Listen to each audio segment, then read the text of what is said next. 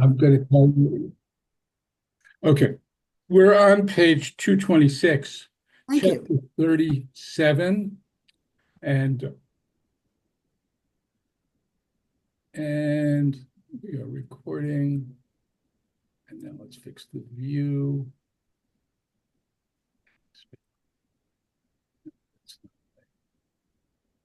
Okay, so we're talking about Joseph, who is the son of Jacob's beloved wife, Rachel. Remember that Rachel has two children. She has Joseph after being childless for many years, while Leah, her sister, does have children. And finally, she has a child uh, with Jacob, and then she has one more child, which is Benjamin, and dies giving birth to him. So, 17 years old, and it says that it's an odd phrase in the Hebrew. It says, tended the flocks with his brothers as a helper. But the Hebrew is haya ro'eh et achiv batzon. He tended his brothers with the sheep, right? And so the idea of ro'eh and a shepherd of ro'eh is someone who sees, in other words, someone who watches. And so there is this sense of he watches his brothers, the sheep, right? That ambiguity we're going to see here actually becomes clear as we continue. So these are his brothers who are the sons of his father's wives, Bilhah and Zilpah. So Bilhah was Rachel's maidservant, and Zilpah was Leah's. And what did Joseph do? Oh, and what does it mean as a helper? Um, the sense of this is he's like an apprentice shepherd. They're older. He is out with them. He's learning the shepherd business. I don't know why that would be so difficult to learn, but that's his job. But what he does there is you can see at the end of verse 2 that he brings bad speech or bad reports of them back to their father. So he's a kind of spy in addition to being there to learn. And he brings bad, he poisons his father against his brothers. And this gives us our first view into Joseph and who he is. And it's not a pretty picture, right? He's a tattletale. He's trying to perhaps curry favor with his father by putting down his brothers. Okay, we're going to see that he has other qualities which are not equally unpleasant. And now it says, and Israel, that is Jacob, loved Joseph Mikol Banav more than any of his other children. Right? So first of all, this is not good. We know that favoritism doesn't work out well. We saw that in the previous generation where Rebecca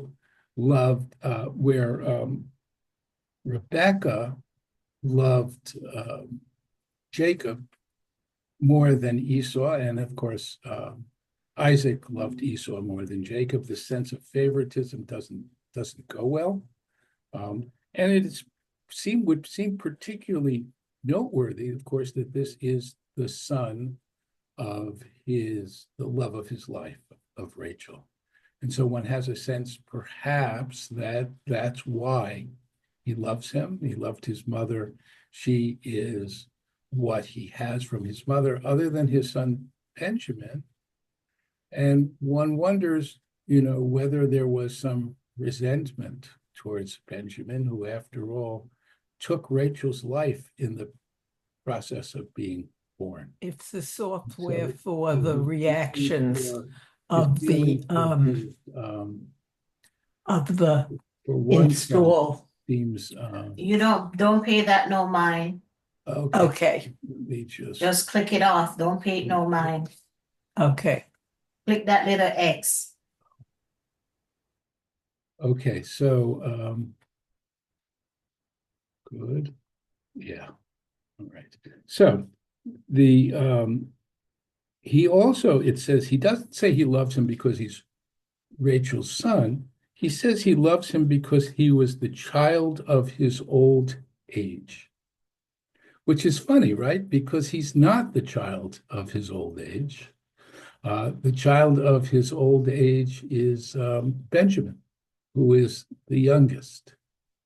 The commentators, various commentators attempt to understand this. And one of the things that they say is he was wise.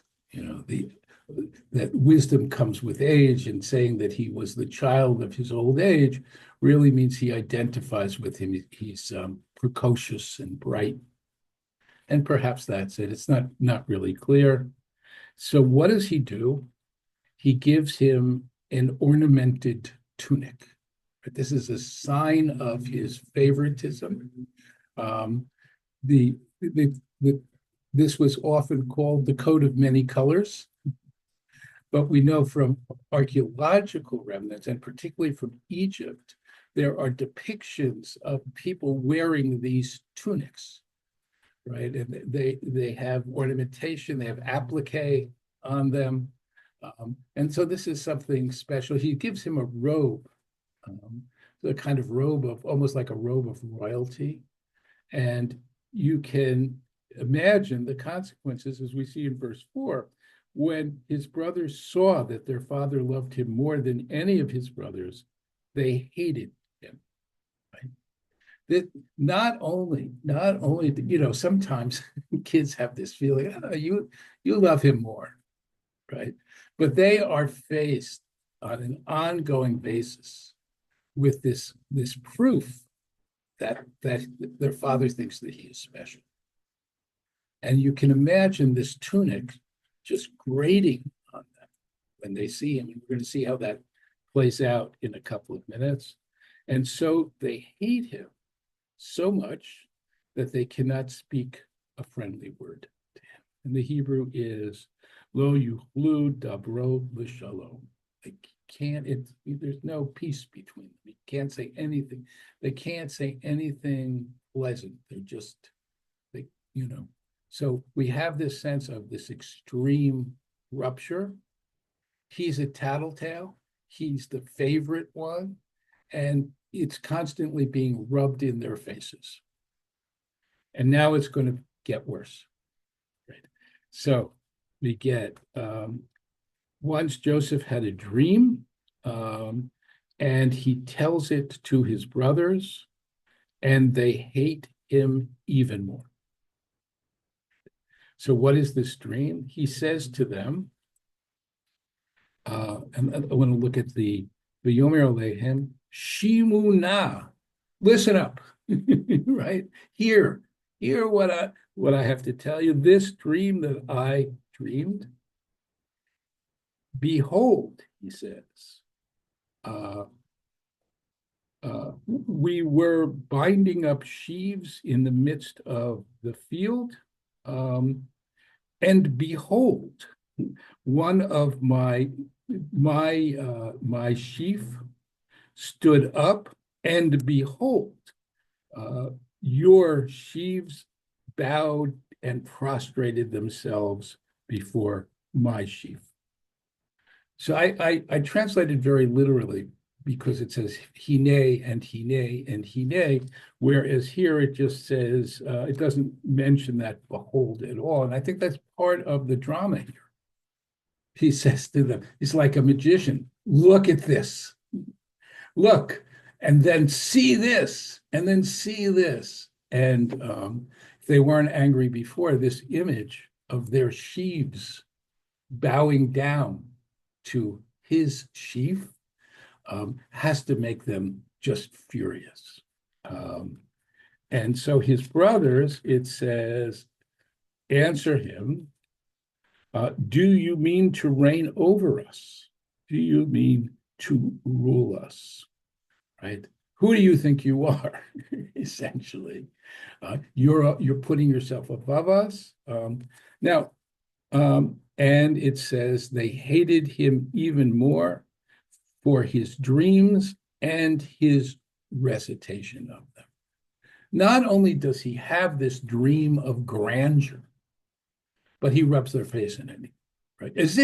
As if he didn't understand the implications of saying that their sheaves were bad. Look at this, he says, right? So he's a tattletale. He has a certain sense of his grandeur, the fact that his brothers should be bowing to him. And after all, his father treats him that way. So maybe it's not surprising that he sort of feels this way. He's a narcissist. We're really not getting a good picture of him, a picture of him as a good person. And it's going to have terrible consequences. It's not just that his father favors him, but he acts in this way. So then he dreams another dream. And what we're going to see throughout this story is a kind of doubling. Things will happen twice in different ways, but particularly with respect to dreams. Because we're going to have another dream, which is going to be similar in substance to the first dream, but it's going to go a bit further. And this sense of doubling dreams, there's a sense that pay attention. There's something prophetic about this dream, because it comes and then it comes again. It's meant to convey a message. And we will see that several times. They did not need an interpreter to tell them the meaning of Joseph's dreams. Do you mean to rule over us? It's clear that the dream means that they will bow to him. Now, spoiler alert, of course, later in the story, when they're in Egypt, his brothers will bow down to him, right? It really is a kind of prophetic dream. So he has another dream, and he tells it to his brothers, saying, and again, and look, I had another dream, right? And he says, look, this time, the sun, the moon, and 11 stars are bowing down to me. And when he told it to his father and his brothers, his father berated him. What, he said, is this dream that you have dreamed? Are we to come, I and your mother and your brothers, and bow low to you to the ground? So first of all, it's unclear to me, like visually, how to see this dream. What does it mean the stars are bowing? If there's stars the way we think of stars, I don't know how they quite bow down. But perhaps, they clearly have a different image in mind. But there are 11 other brothers, right? 12 in all. And so the idea of 11 stars bowing down and the sun and the moon being identified with the father and the mother. It's a little odd because actually Rachel's already dead. So what does it mean, your mother? And one attempt to reconcile this problem is to say that it's Bilhah that's being referred to, her mother's maid, but his mother's maid, but it doesn't quite work. Be that as it may, his brothers now, and here we're going to get a different word. Up to now, they were talking about sinah, hatred in Hebrew. And here it's translated not as hated, but was wrought up at him. But kinah, which is what it is, right? V'yikan uvo, it's more a kind of profound, angry jealousy. It's well beyond hatred. There is, God is described as a jealous God. right? There's this sense of beyond limits almost. So there's been this intensification of he's the favorite one, he's telling tales, he's now dreaming dreams, and they've had it up to here with him. And now we're going to see this play out and how it's going to play out. So his brothers went to pasture their father's flock at Shechem. Right, remember these are nomads, these are shepherds, and they have to follow the grass, right? So they've gone to Shechem. Now, immediately when we hear about Shechem, we have a sense this is dangerous, right? Shechem was the place with Dinah and the place where Jacob was afraid that the people will hear and they'll fight against them. And so it's not a good thing, but that's where they've gone. And now Israel keeps being called Israel, sometimes Jacob, other times said to Joseph, your brothers are pasturing at Shechem. He says, I go and I will send you to them. And what does Joseph answer? Hineni. We've seen this phrase again and again. At your service, I'm ready to do your bidding. But we've also seen it in the context, the last time we saw it was Abraham nearly sacrificing Isaac, the sense of Hineni. I'm prepared to go on this difficult mission you're sending me to. And there is perhaps a sense, should Jacob really be sending Joseph to do this? And what I want you to just kind of bear that question in mind. Think about it as the story will progress and what the implications of that question might be. So he says to him, that is Jacob to Joseph, go and see how your brothers are and the flocks are faring, and bring me back word. And the Hebrew is go see the shalom of your brothers and the shalom of the flocks.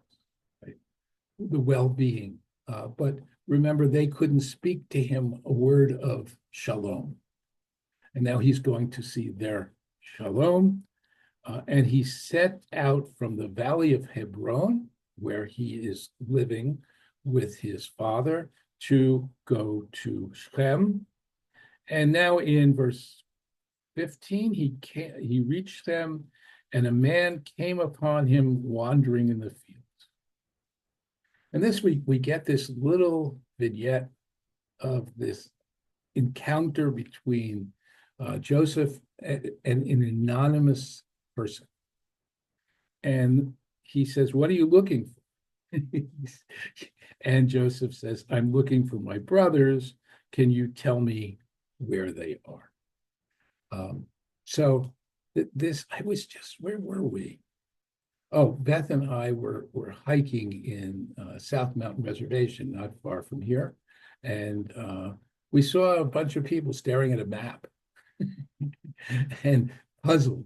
And so I went over to them and I said, what are you looking for? And they told me, and then I said, oh, it's over that way. Take that trail, right? So, I mean, it's not an unusual encounter when you see someone kind of fumbling around to go and ask where they're going and can you help?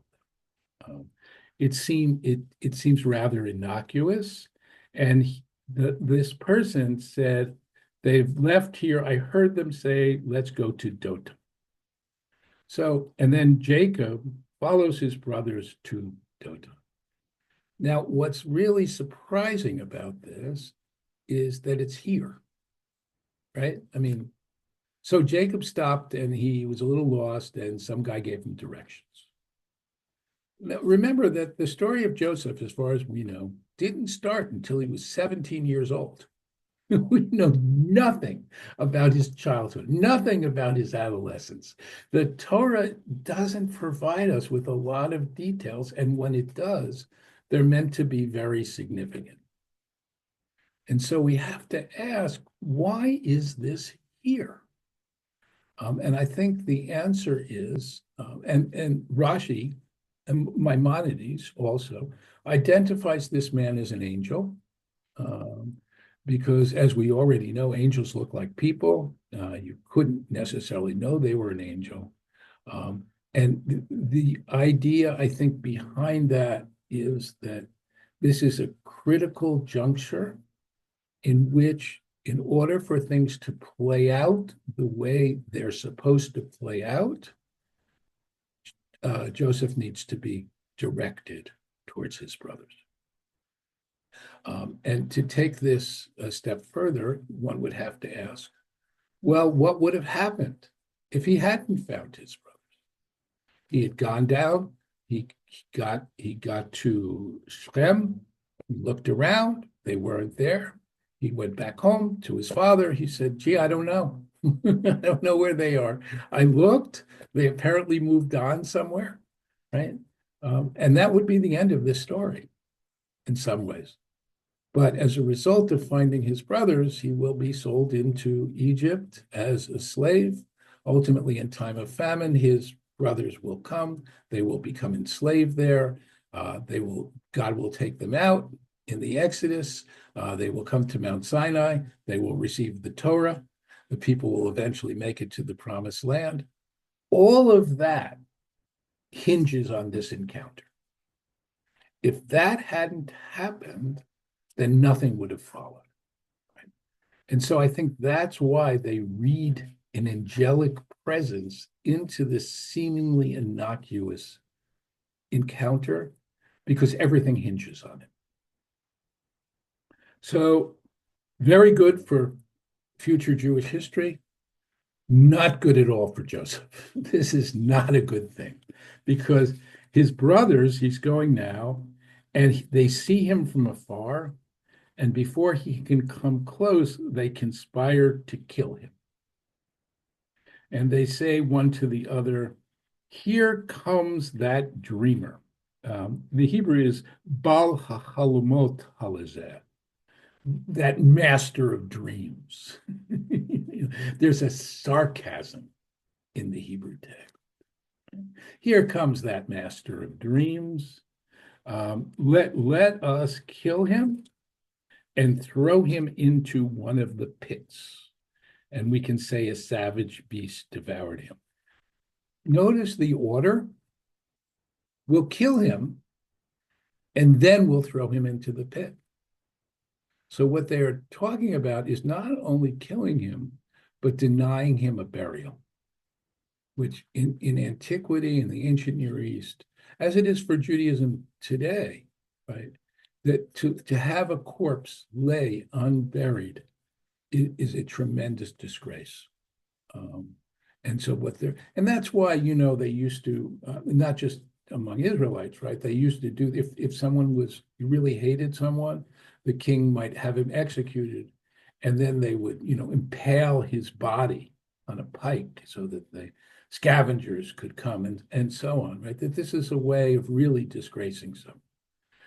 And so the idea, not only are we going to kill him, but we're going to leave him unburied in this pit. And we'll say a savage beast devoured him, and then we'll see what will come of his dreams, right? Okay, so now his brother Reuven hears it, and he tried to save him from them. And he said, let's not take his life. And he went on, shed no blood, cast him into the pit out in the wilderness, do not touch him yourselves, intending to save him and restore him to his father. Now, what's interesting to me here is that the narrator is telling him his motivations. We don't usually see this. Usually in the Torah, there's very little comment about why people are doing what they do.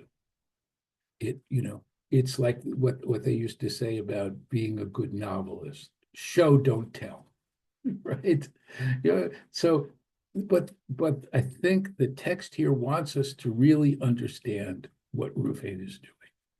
He says, cast him into a pit in the wilderness, but what it's really about is saving his life. And he's breaking with his brothers, and he wants to do that. So when Joseph comes, so they've had this whole conversation, and now Joseph has arrived. And what do? They strip Joseph of his tunic. And in case you were wondering, it is the ornamented tunic that he was wearing, and took him and cast him into the pit. So I have to say, the fact that he is wearing the tunic itself is a provocation. And you would think he'd know better. He's going to see his brothers. They hate him. He's got to know they hate him. He's got to know this is the sign of his father's favor. And so the first thing they do is they take it off of him. Right? So he is standing there naked before them. This removal of garments and putting other garments on will be a theme throughout this story. And I'll point it out to you when we come to it. This is the first time that we see it. And then they take him and they cast him into the pit. So these are cisterns that you see dug in various places you can see them to this day in Israel. They were meant to catch rainwater that people could draw out of the pit. And so, but they're deep, right? You don't get out of it. If you fall in, you don't get out on your own. You need to be pulled out of the pit. And then it says the pit was empty. There was no water in it, right? So the idea, we're told it was empty, but the main thing is we're getting a sense now there's no water for him to drink. They may be saving him, but it's really a slow death. And so it's an interesting comment, though. The pit was empty. There was no water in it. And Rashi, in his commentary on this, says something extremely surprising. Why does it would have just been enough to say there was no water in it. Why does it also tell us that it's empty? Or why doesn't it just tell us that it's empty? And we'll know there's no water in it because it's empty. And so Rashi says, no, there was no water in it, but there were snakes and scorpions in it. And that seems to run wildly against simple meaning of this text. And I've always wondered, like, where does Rashi get this idea? And then I was in shul and we were reading Torah once. We were reading in the book of Deuteronomy, and it suddenly hit me why. So I'll turn to it for a minute. It's just a verse, so you don't have to go there, but it's Deuteronomy chapter 8, verse 15. And this is Moses in his farewell address speaking to the people. And he says, beware lest your heart grow haughty and you forget the Lord your God who freed you from the land of Egypt, the house of bondage, who led you through the great and terrible wilderness with serpents and scorpions, a parched land with no water in it. And so we have two places where it says, and there was no water. And in one, it talks about snakes and scorpions. And so Rashi, really following the Midrash, which does this all the time, if there are superfluous words, it's going to read something in where those same words are used in a different context. And since in Deuteronomy, Moses refers to a land with no water as having snakes and scorpions, here too in our texts, we could slip that language in. And in so doing, we intensify the horror of what his brothers are doing. Right? It's bad enough there's no water. There's snakes and scorpions in there. Okay. So they sit down to have a meal. This is one of the most callous incidents in the entire Bible. They have just thrown their brother naked into a pit. All right, let's go have lunch. It's just so striking. Okay. And in a minute, he'll be taken out of the pit. But before that, I want to give you a chance. Any questions on this story up to this point, Francesca? On the top of page 231, the second line, what is ladanum? That's a good question. I have no idea. Oh, well, It is worth asking. it's some kind of precious, either a spice or a wood or a substance. These are traders in, I mean, if you look at the other things, right? Gum and balm, these are, if you're a trader, this is like they used to go to the east and they would bring back, it's like gold and riches. And so I don't know what it is. Easy enough if someone wants to look it up. But they're simply traders. And this is the kind of merchandise that you would bring to Egypt. Maybe it even is used for embalming, which is something that certainly the Egyptians are well known for. I really have no idea. I'm just speculating. Any other questions? Yeah, Saul, and then Sandy. In the beginning, Hu Nar et B'nai Bilhah v'et B'nai Zilpah. I'm sorry. I'm just having trouble hearing you. Can you hear me? Yeah, let me pull it a little closer. Go ahead.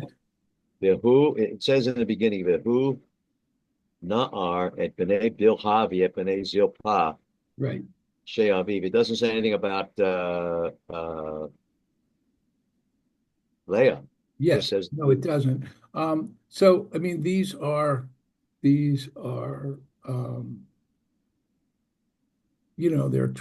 12, 11 other brothers. They're very, very rich, right? There's a lot of many flocks, and they're not all going to pasture together. So I don't think there's any particular significance to that fact. He could have been with with Leah's kids. He simply wasn't. Sandy. So I had two things. One, in verse 8, it says, and they hate him yet the more for his dreams, plural, although at that point he's only had one dream. Is there any significance? Yeah. Or is that only English? Right. So yes, it's very peculiar. And so there is speculation.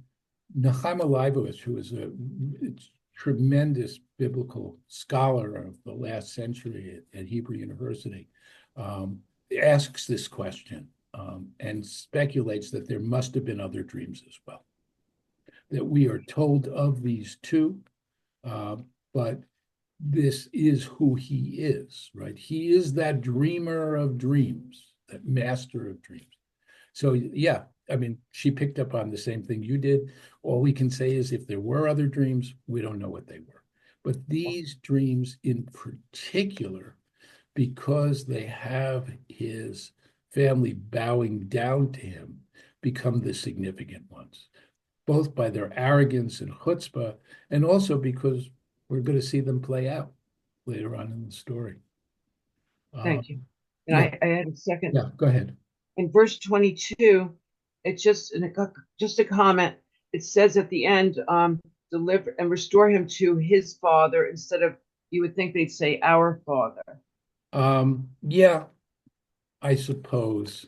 And maybe, what we have there is an intimation of the fact that their relationship with their father is not the relationship he has with his father. Right. Thank you. His father, less so our father, because he doesn't acknowledge us the way he acknowledges him. Perhaps, I don't know. Yes, Francesca.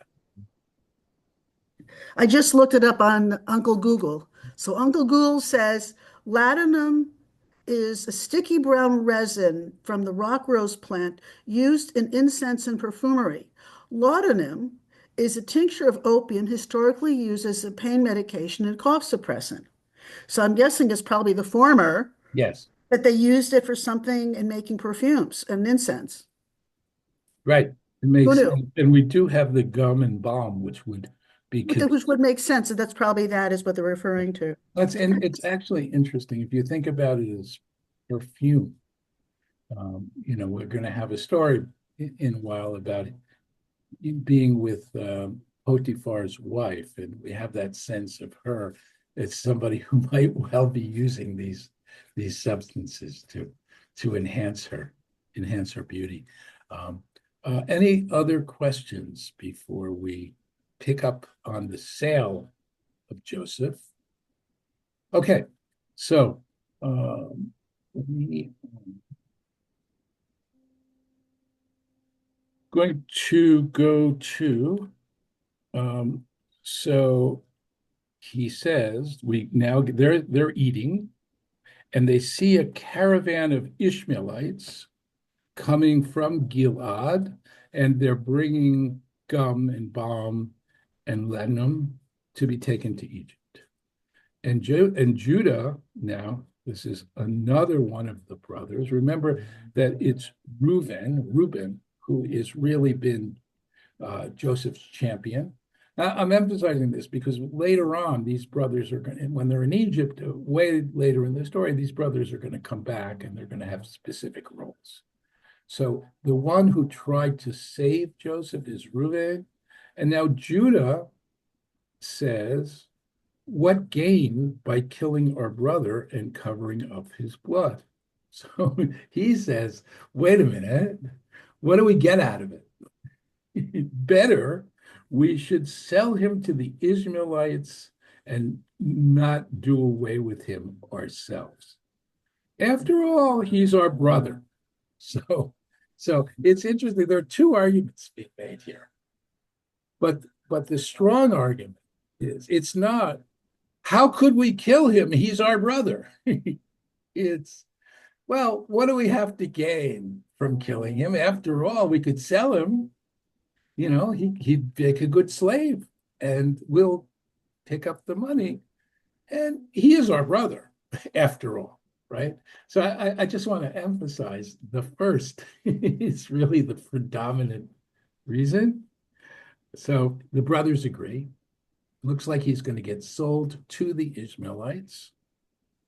But then Midianite traders pass by, and they pulled Jacob out of the pit, and they sold Joseph for 20 pieces of silver to the Ishmaelites who bring him to Egypt. So we have these two different groups of traders, and there are those who say these are just different stories that have been combined, that there's a story in which the Ishmaelites are the ones who do it, a story in which the Midianites are the one who do it, and they've been there's an attempt to kind of harmonize them, but not particularly. This is like they sewed it together, but you can really see the seams. Be that as it may, I think the point here is, or one point here is, the brothers don't get the money. Right? That was Judah's idea. We can get something out of this. But before they can get this, before they can sell him, the Midianites swoop in, they find him, and they sell him. So now Reuben, remember Reuben is the one who wanted to save him, returns to the pit. He sees Joseph is gone, and he tears his clothing. This is one of the oldest symbols of mourning that we have. We still do it today as one of the Jewish mourning practices, to tear our clothing, or these days, some people prepare to put on a black ribbon and tear the ribbon, but it is this idea that you tear something. And actually, classically, you expose your heart. You tear your shirt or your clothing over your heart to symbolize loss. So he thinks he doesn't know what happened. And what he says is, Hayeled, he goes, V'yomer Hayeled einena. The boy is gone. And it's the word boy here, this sense that he's a kid. and he's gone. Now, Inena means it's very ambiguous.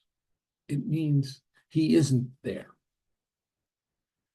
Later on in the story, they will, when they're before Joseph, who they think is an Egyptian official, they say, we are all sons of the same father, and one of us, Inena, isn't. It's ambiguous. What does it mean? Is he isn't here? Where is he? Is he God? Is he dead? He isn't. And then what do? They take Joseph's tunic, right? They slaughter a kid. They dip the tunic in the blood. So, and now they're going to take the tunic to their father, and they say, we found this. Look at it. Is it your son's tunic? This is like, oh, we kind of remember he had something like that, I think. This is so, it's horrible, but there's also something, that's so disingenuous. But what happens is exactly what they want to happen. He recognizes it, and he says, my son's tunic, a savage beast that devoured him. Joseph was torn by a beast. So this, of course, is one of those examples of midah keneged midah. What goes around comes around. Remember how Jacob deceived his father by putting on kid skins on his arm and took advantage of his blindness. And now they take a goat and they take its blood and they use it to deceive their father, right? So, we have a sense here of payback. The other thing is that this really is the beginning of the story of the Exodus. You could say it starts here. And it will end when they have the Paschal lamb and they slaughter it, and they take a hyssop branch and they dab the blood on the doorposts of their houses. This is the beginning of the people going into Egypt, and that will be the moment when they leave. And I think, by the way, that this is one of the meanings, and there are many, that you can attach to the fact that we dip twice at the Passover Seder. This is the first dipping, and then the end of the story, the dipping of the blood and the putting it on the doorposts of the house. So Jacob tears his clothes. He puts on sackcloth, another ancient mourning practice, and observes mourning for his sons many days. That gives us a sense that it's just a very prolonged and deep kind of mourning. And his sons and daughters sought to comfort him. He refused to be comforted. No, I will go down mourning to my son into Sheol. And his father bewailed him. So what does that mean? Sheol, as you, I think, know, is the underworld. It's where all the souls of the dead go after death. And he's saying, I will mourn him till the day I die. That's essentially what this means. It's just, the pain is just overwhelming.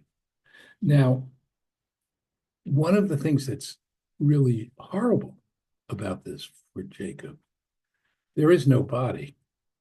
There's no way to know. He has drawn a conclusion, but in some sense, there's no closure. And I think if you want to look at this this prolonged mourning, surely that's part of it as well. He simply can't move on. And of course, well, let me leave that until we come to it. So then those Midianites sold him to Egypt, to Potiphar, a courtier of Pharaoh, and his chief steward. So now they're Midianites, they were Ishmaelites. People try to harmonize this by saying, well, they sold them, they resold them. It's not really. And there are those who say that these are really the same people. That Midianites, the Midianites and the Ishmaelites actually are two different names for the same people. But I don't think there's a good way to make sense out of it. At any rate, the point here is he gets sold into Egypt. And then we're going to have, there's a certain suspense, right? What's going to happen now? What's going to happen to Joseph? Is this over? What does it mean he's in Egypt? So, because the Torah is very artful from a literary point of view, chapter 38, we're not going to talk about Joseph at all. Suspense will build until we come to chapter 39. 38 is a completely different story that takes place, presumably, at this moment, while Joseph is being sold into slavery. So we'll get to that next time.